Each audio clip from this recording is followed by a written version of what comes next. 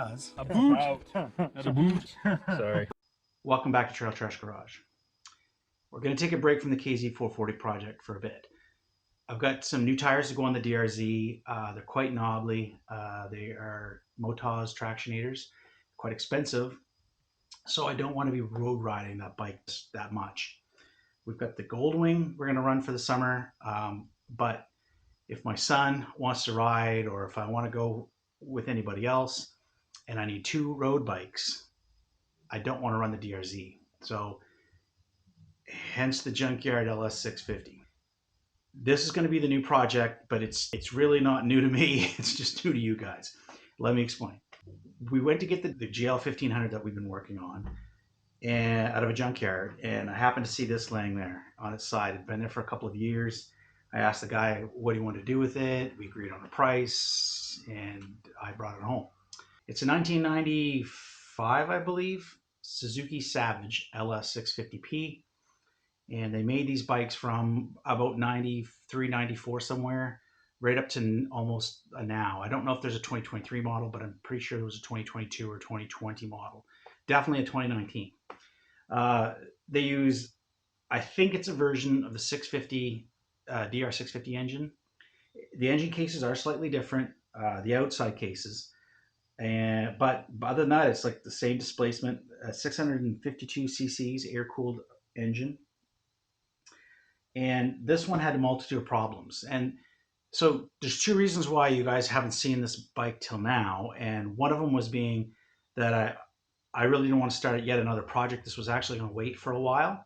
But because I really want to have two road bikes for this summer, I kind of had to decide whether the KZ or this was closer to becoming a reality, I guess, early. So with the least amount of work. So this was supposed to be just a quick refresh. I wasn't really going to film it. Plus, what I did film, the footage didn't come out right. So I was like, well, we'll just slap this together, ride it, and we won't do a project on the channel about this bike. However, things kind of ballooned from there. And instead of just giving it a makeover, because there were multiple problems, and the deeper I went in, I kept finding more and more problems. So basically, I'll try to put some pictures here of when I brought it home. The video and pictures don't really do this justice. Like this, the one reason it was in the junkyard was because it had a starting issue, and which I found out later, and it had been vandalized. Like the locks were all bashed, the tank was bashed, all that stuff. Law enforcement has done a VIN search. It didn't come up stolen or anything like that. So I don't know what exactly happened to it, but the gauge was bashed, the tank was bashed on every side. And I actually started doing this tank and the KZ tank side by side. This is really clean inside, but the dents were really bad. So I filmed a bunch of dent pulling procedure on this tank with the intentions of maybe just sliding that in with the KZ footage, because I didn't film a lot of the dent pulling on that tank, a lot of what I do. But yeah, that tank is a disaster, obviously, because it was so rusted. This tank just really needed the dents pulled out, a skim of body fill, and painted. And since I was doing the KZ tank, I was doing the body fill and all that stuff, I really didn't feel like two tanks, we needed to film both tanks. So this didn't get filmed, a lot of it. But it was basically some kind of turquoise color. It was bashed in. It had the Suzuki stickers here.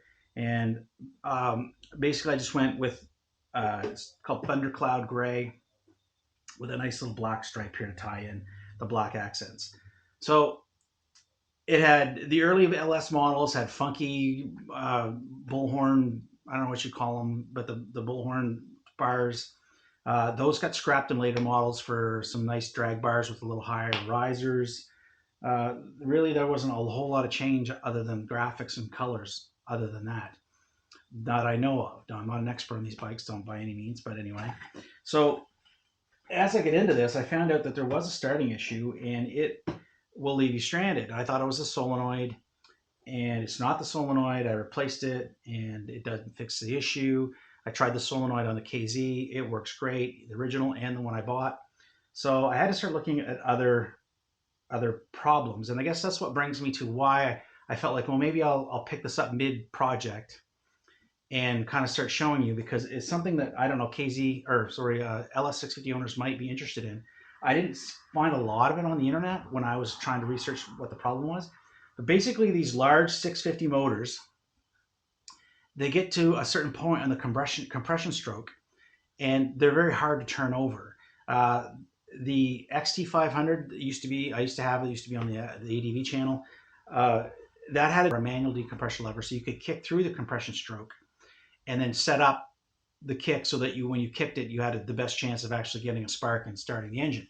It worked sort of. The decompression part worked great, but with the kickstart on those big thumpers, it's as anybody who's owned one, they know that it's a pain to kickstart. So it's a real straight on the starter motor. So what Suzuki came up with is an automatic decompression lever. Basically, it's a small cam in the engine head that just puts a little pressure, opening the exhaust valve on the compression stroke to lessen the compression so that the motor can rotate through top dead center on the compression stroke. And it just needs to be on for a split second to get through that. And then once it does, it's fine. And if the motor's in any other rotation, the starter doesn't even need the decompression lever. So what Suzuki came up with was a solenoid that activates that lever in case you were on that compression stroke. But in order to keep that solenoid open for only how many tenths of a second it's supposed to stay open, they need a controller box. And so basically it looks like a little ECU or ECM or whatever you want to call it. Long story short, this one's bad. It took me a while to figure that out because it works intermittently, but it's getting to the point where it's mostly not working. Although it's listed as unavailable on the older bike. So I don't know if it changed. I haven't checked the model numbers, but if you look up a 1995 or 96, it says it's unavailable. If you look up a 2019, it says it's available for $117 or something like that, US. Well, I don't know what our Canadian dealers are charging for it, but I'm going to guess it's somewhere upwards of $150 to $200. I'm really torn as to whether I'm going to spend that money and make sure this thing stays stock, or I'm going to cut it up. And when I say cut it up, I'm going to hack the main wiring harness, which you've heard me say on this channel a long time that I don't like to do. But I'm really kind of feeling like I'm going to do a minimalistic wiring on this. I'm going to eliminate the clutch switch. I'm going to eliminate the side stand switch. There's a whole bunch of little diodes and controllers and relays for that stuff. I'm going to clean it all out. And I think I'm going to go to a manual decomp lever. So the starter button is missing in this. It was bashed out. I don't want to buy new controls for it. The bars were 1 inch, so I didn't really have anything around the shop that really worked because everything I've got is Japanese 7/8 of an inch. I didn't really want to mess with that, getting new controls. I'm really toying with the idea of doing like an M unit type momentary switch control, just minimalistic, kind of like basically a bobber. Here in Atlantic, Canada, they don't allow hardtails. It's very hard to get it through. Like you probably could do the conversion and never tell the DMV, and then no one would know. But I don't know if it would pass inspection. I don't think if you do a home built, like if you did a home built bike that was a hardtail, it has to go through an engineer's inspection before the DMV will license it. And I've heard the hardtails are very hard to get registered here in Atlantic Canada, both New Brunswick and Nova Scotia. So I'm not interested in doing a hardtail. Plus the roads around here are total shit. So you got to have some suspension. And I don't think those little seat springs are really going to do much for my fat ass. So I'm going to leave the suspension, but what I want to do with the rear fender is I've got a bobber fender over here. I'm going to attach to the swing arm. So it's going to be completely independent of the main frame. There'll be fender struts we're going to mount on the swing arm to take care of the back of the fender. And we'll mount the front of the fender on the actual cross member on the swing arm here. And we'll get that really low fender huggier bobber look, but we'll still have the springs. And the seat was ripped to pieces. So what I actually did was I shaved this one completely down so it matched the profile I wanted on this one.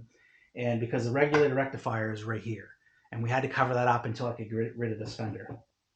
So I'll show you a few things I've already done to the bike, and we've already kind of talked about a couple of things that I want to do to the bike. So I just covered this with an old pair of leather chaps that I had sitting around the house that nobody's ever going to wear again because chaps are not cool anymore. It's got a seam there that's kind of, I strategically placed it just so that it was not as intrusive and it wasn't going to cut across my butt. It's kind of in a hollow there. with the factory foam. I did shave off the back of the foam because it did come up a little farther and it kind of jabbed into my butt right here.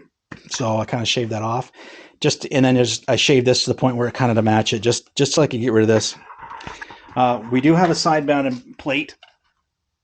I don't have the taillight on it yet, which I'm going to wire up. Instead, I just use integrated LED thing that we had on the Goldwing that we removed, and it's gonna end up coming off here too. That was just to keep it legal while I drove it around.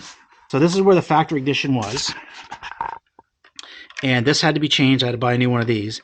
So what I've done here is I 3D printed a little cover that has the button, the start button. So when you click it on, you'll click it on and then hit the start button. There, right there. Now currently the start button is here, and I'll show you what it does when I hit it.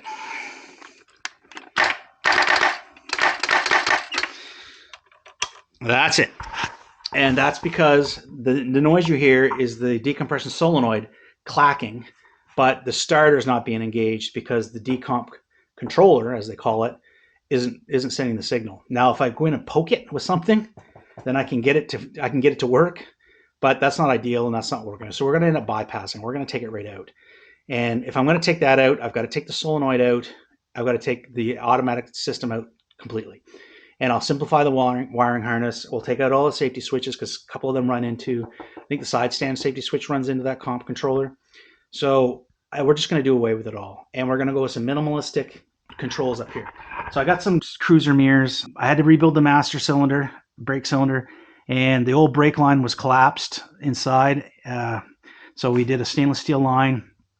We got some different risers. The chrome was all corroded on them. Remember, this sat outside for several years on its side. So the chrome had peeled off the aluminum. It looked kind of crap in parts. So we did that. We ended up 3D printing a little knob here to undo the cap because it was a lockable cap. But of course that lock was buggered. We did a mini speedo here because the speedo was all bashed in. I thought about replacing it all because I could get a used one off of eBay. It sits down lower and it sits flat on this hole that they've got cut into the tank. So I thought about maybe doing the mini speedo up here and then covering this up and welding it, body filling it, and so that you'd never know that the hole was there underneath this thing.